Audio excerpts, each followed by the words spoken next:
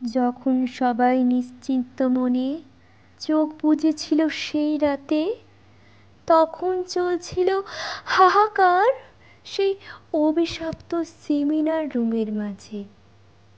যখন কলকাতার বুকে নেমে এসেছিল ঘন অন্ধকারের দাবানল, তখন অন্যায় অত্যাচারে মত্ত কত মানুষরূপী পশু ছারখার করছিল তিলোত্তমার প্রাণ।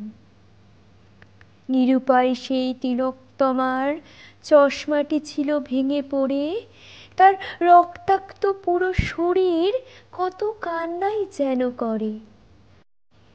সেই সেমিনার রুমের স্নিগ্ধতা আরও যেন বাড়ে, তিলোত্তমার দেখা স্বপ্নগুলো ভেঙে চুরে যেন পড়ে।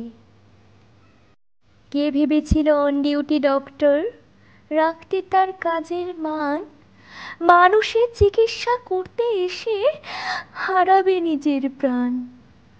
তিলোত্তমার কত স্বপ্ন ছিল, কত আশা ছিল মনে, আজ তিলোত্তমার সেই ছবির মাঝে তার স্বপ্নগুলো যেন ভাঙে।